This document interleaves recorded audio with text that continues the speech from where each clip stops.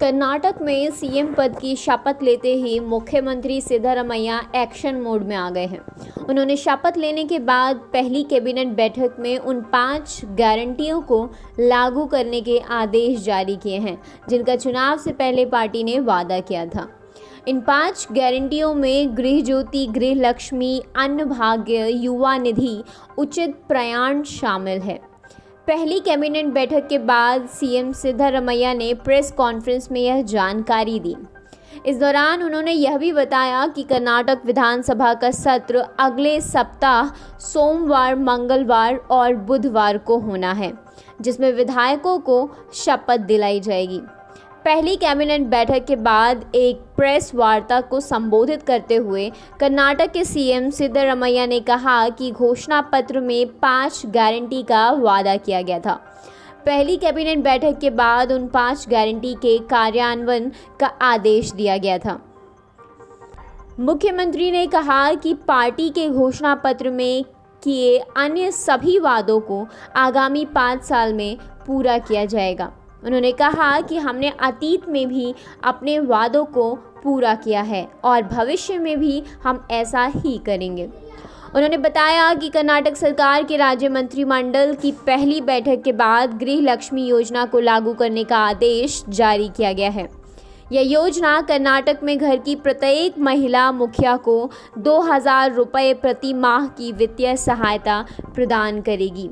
बता दें कि कांग्रेस ने कर्नाटक में सत्ता में आने के बाद पहले दिन 5 गारंटी लागू करने का वादा किया है।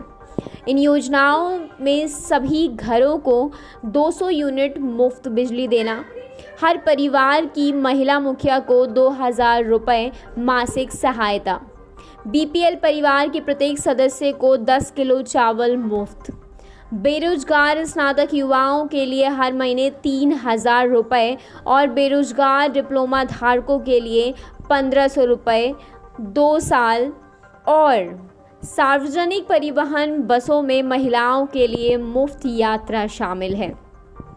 मुख्यमंत्री सिद्धरमैया ने लोगों को धन्यवाद देते हुए कहा कि उनके आशीर्वाद के बिना कांग्रेस सत्ता में नहीं आ पाती। उन्होंने 10 मई को हुए विधानसभा चुनाव में पार्टी की जीत का श्रेय कांग्रेस नेता राहुल गांधी को देते हुए कहा कि चुनाव प्रचार मुहिम राहुल गांधी की भारत जोड़ो यात्रा से शुरू हो गई थी।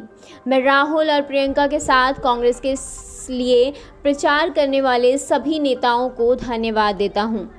उनके अलावा साहित्यकारों एवं विभिन्न संगठनों ने भी हमारा समर्थन किया।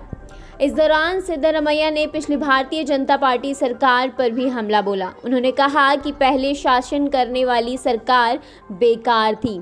वे हमें केंद्र से टैक्स का हिस्सा ठीक से नहीं दिला सके। केंद्र को वित्त आयोग की सिफारिश के अनुसार हमें 5495 करोड़ रुपए देने हैं।